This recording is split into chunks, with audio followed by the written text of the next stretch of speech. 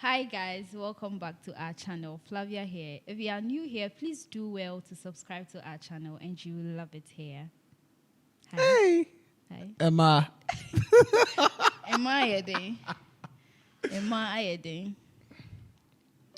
Hello, everyone. Welcome back to Christian Vibes TV, your number one stuff channel for all your gospel content in West Africa, the whole world at large. Like, you see, like, man voice, like, hello, everyone. Like, girls, hi, guys. My voice has to be soft. So, we are continuing our conversation from the other time. Yeah. Guys, how did you see the previous content that we posted the other time? Top 10 questions to ask on a first date, right?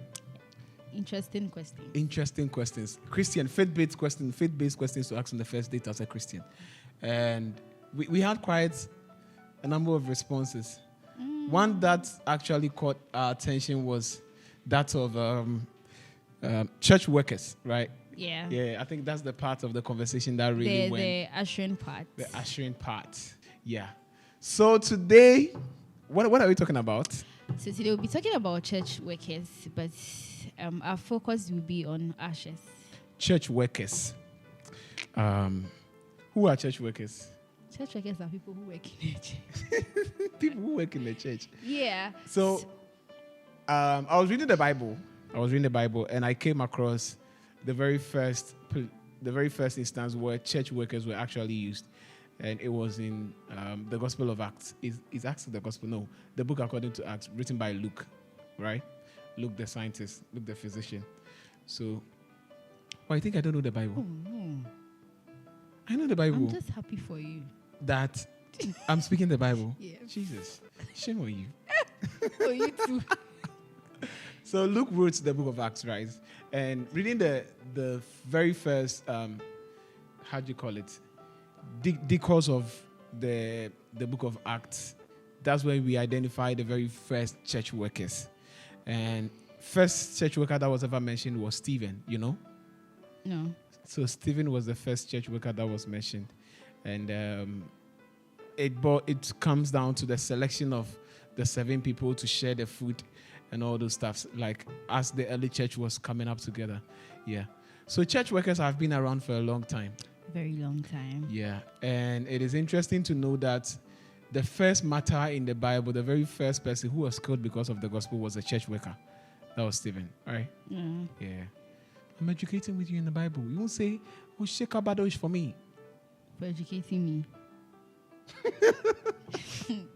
Anyways, so today we are talking about church workers, the 21st century church worker, and the hula baloos and the shenanigans. Let me ask you again, what is your favorite church work? The ushering department, I will say this like everywhere I go, every time, 100 times. You love the ushering department. Yes. Why would you always choose ushering? Because I like to serve the church. I like to serve in my father's house, to be at the beck and call of people. Wow. I think the other time we made mention about certain things like the ushering department and then the work that goes into it, you know. Church work is actually an interesting thing, but then it becomes a little bit tough when certain things that are supposed to help you to do the work are not available. As a church usher, how do you go about your work in the church? Okay, so we all know normally ushers stand at the entrance and then welcome people, but sometimes we take their offering baskets around. That is, if you do that in your church.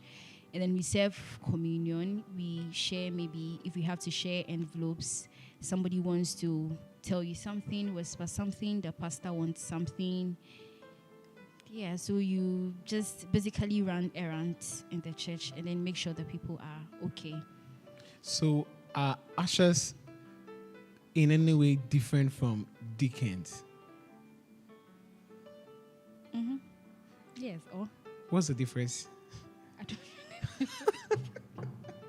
I don't know the difference. Yo, what is the work of a deacon? No. You guys should help us. What's the difference between the work of we want to an know. usher and a deacon? But wait, what do deacons do? You asked me, so you should know.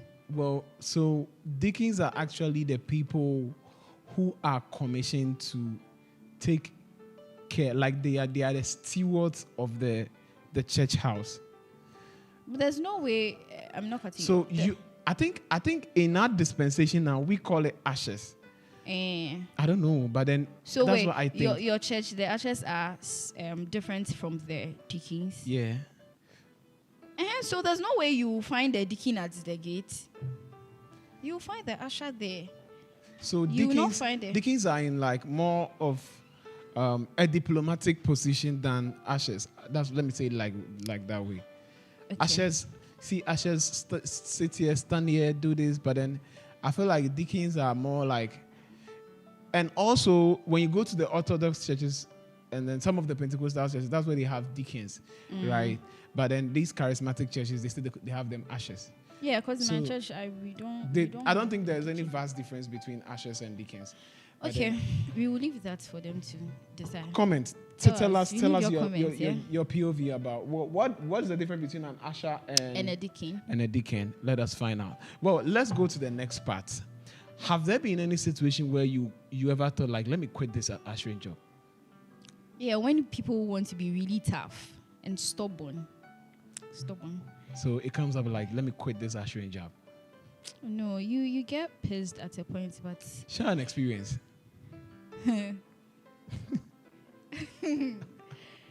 Okay, so there was one time, I will not mention names. Okay, so there was one time someone came to church. And then you are a new person, like you are new. And then I am telling you, sit here. No, I don't want to sit here. I want to sit here. You are not supposed to sit there. We have people who say, no, I want to sit here. I'm like, but why do you give a criteria to where people should sit in church? So maybe we let the pastors sit maybe behind their founder, or maybe they sit in front and then the founder will be at the side or something. And you are new, you want to sit on that chair. Even me, I don't sit there. You want to sit there. Why don't they want? It's not their father's house. No, but you are not a pastor. If you sit there, then it means you are going to fit in. Can you do the work of a pastor? Not everybody can preach. No, we are talking about seats, chairs in church. So that is why I am telling you, sit here. This place is for pastors. Am I becoming difficult? If you come to my church, you will sit where I told you to sit. You will sit straight. Now sit here, you will sit here. So what happened?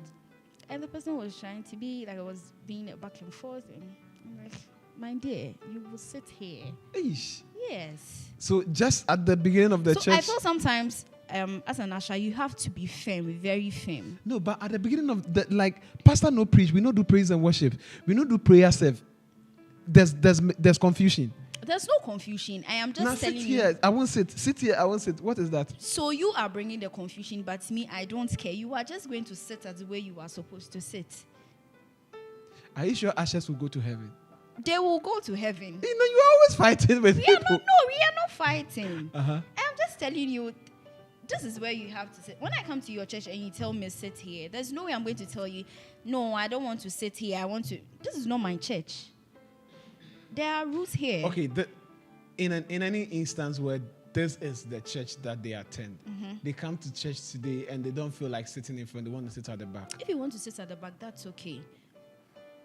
So but not in a situation where you want to sit at. You don't have any specific arrangement you do on church every Sunday? Okay, so sometimes when maybe we start at 8:30, let's say, and then maybe it's 8:30, 8:35, is somewhere around 9 a.m.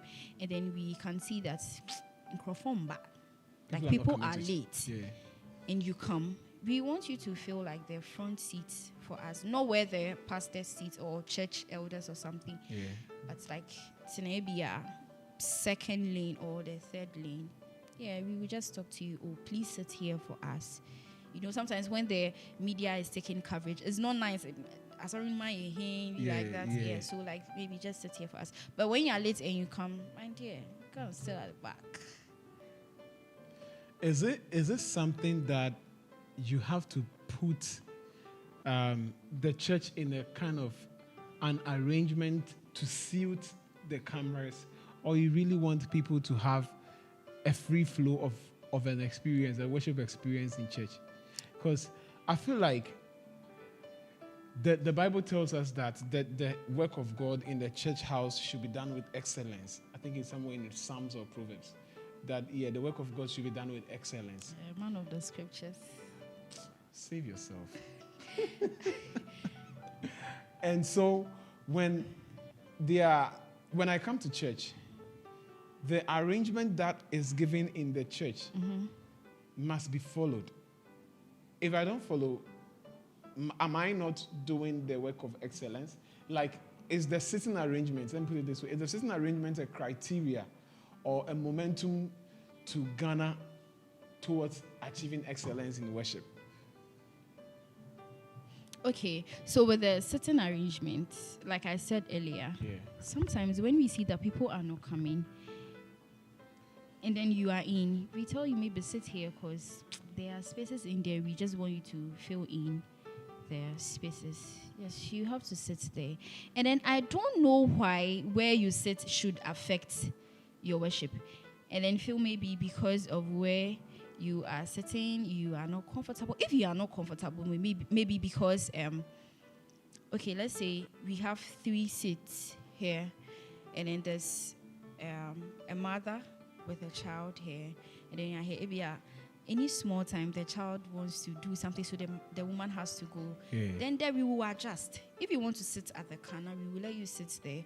So maybe the woman with the baby or the child goes to the back, not to interrupt or distract the service. That is why we mainly want you to sit at, like, we tell you where to sit so you don't distract the whole thing. So sit here and you want to tell me that I don't want to sit here. You want to sit where? Well, there's a video I actually saw online the other time. A very interesting video about a church usher, what a church usher went through. And I don't know, let me pull it up. We'll show it on our screens for our audience to see. But then it is an interesting video. It was posted on Christian Vibes GH on Instagram. If you're on Instagram, you can go check out the video on our Instagram at Christian Vibes GH. It was a guy who signed up to become an usher in church. So this is it. He actually signed up to be an usher in church. And look at the experience he had during the church service. Someone being possessed by a demon. And this is a few moments later, he's tired. He said, okay, give me water. Okay, so have you seen something like this happen before? Oh, no, not really being fought or something. So let me tell you, this is what we do. Okay, so when maybe there's a manifestation of the Holy Spirit or there's something, what we do is maybe 3 or 4 people, 3 or 4 ushers, we chain up. And then sometimes the reason why we use the cloth to cover the person, but sometimes to hold the cloth so you don't hold the person. Do you get it? Okay. It's not nice when there's like a manifestation. Now we cranny panimu like I said, money in free, that kind of thing. Zero. It would take you hold you there, take you hit ground. So that is why we hold the cloth. When you see that maybe the person is too strong for you, then you chain up into your baha, then you do it like this. When the person comes here, then you do it like this. Hey, stay by plan. I said Ushers for Moko Gym. Jim. I feel you just have to be smart and then tactical about the whole thing. This is a whole dimension of work during church service. Yeah, do you see how the guy was exhausted? He was like, give me water to drink. And you have to be prayerful. Ushering? Yes. Why? Because we are dealing with deliverance and who may free will be more going here around and you want to stand there. All you are doing is to hold people. You have to pray. So while you are holding people, do you pray? Yes, we pray. Like you Kabadosh? Yes, you do. Kabadosh, let me see. Hey! We are not doing church service here.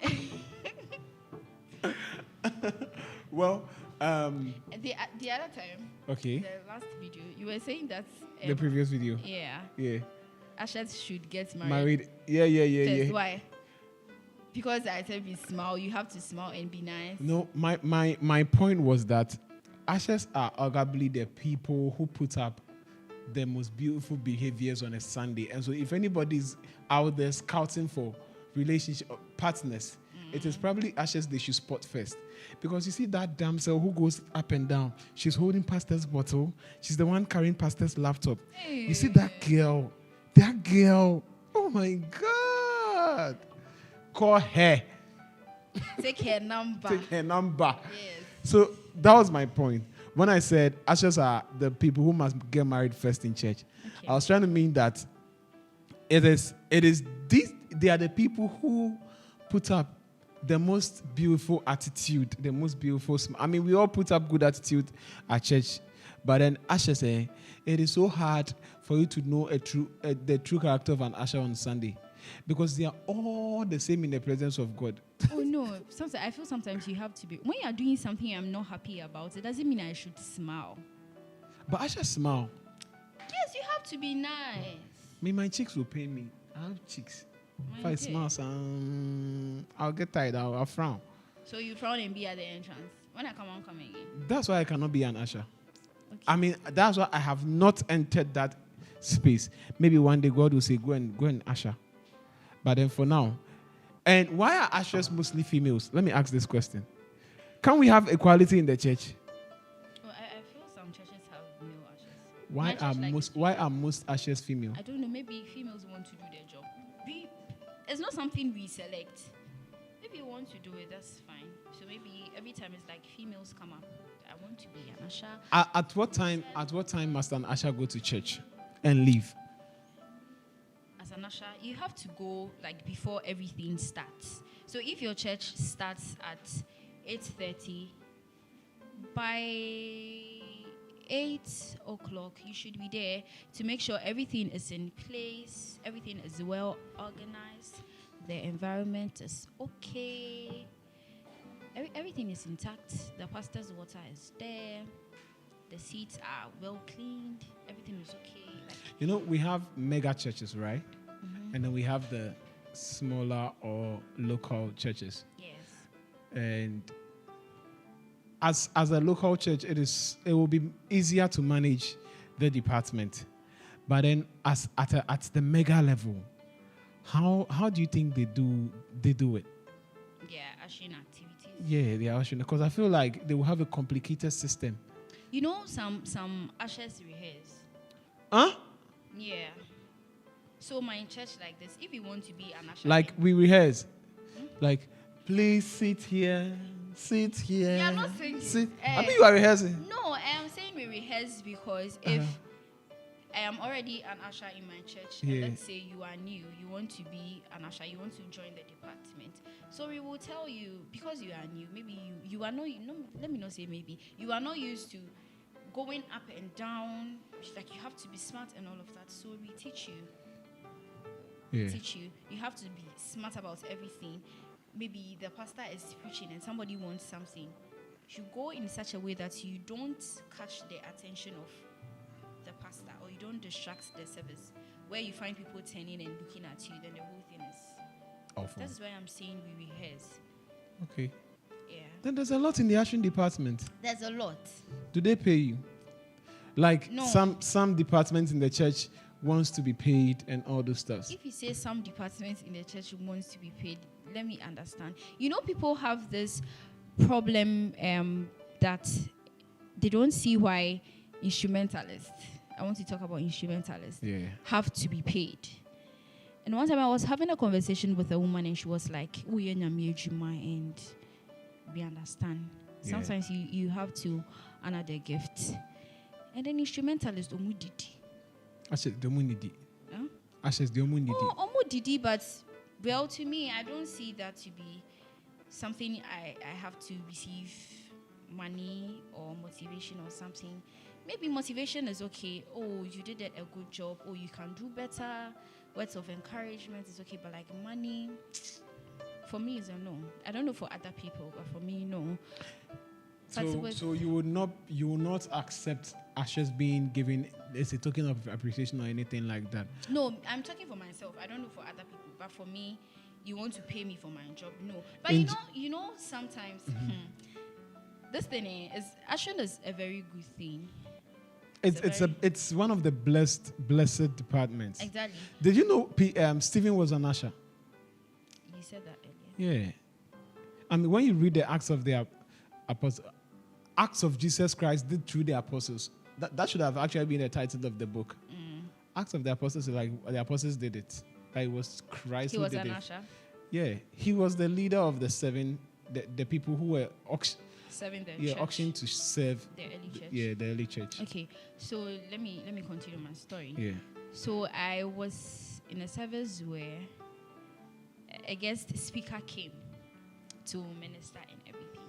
So there was an usher at the gate, and then you see sometimes people think because you're an usher, honestly sometimes you don't even get time to do the prayers because there's deliverance and you have to. I have a problem with that. I'm coming. There's deliverance here. You have to get cloth, like be fast, tie this person, make sure nobody gets hurt, and all of that. And after the man was done with everything and he was going, he actually gifted his mantle to the ushers, the gate, because and I feel sometimes it's because of the kind of service you offer. Yeah. Maybe you help the person to wash his hand after touching and using the oil and everything. After everything, the man gave her his mantle. And that's a blessing. Yes, you don't need money to be. What was my question, Kra? And you have a problem with ushers not being involved in the whole Yes. church So prayer session. I understand very well that everybody have their work in the church house. But then why must a group of people, be missing out so much? I don't feel they are missing out. You actually saw the work of the ushering department or whatever goes into it before you chose that path. Yeah. So yes, it should be okay with you. And they say that Nyame Ejuma na people will beat you. People will beat you in the comment section for this. No. There's no way you be so dedicated to the work of God and God will leave you just like that. It's true. That's very true. Will leave you just like that. That's very true. Yeah, you are going around, you are praying. Just be spiritually active. Activate your spirituality. Yes.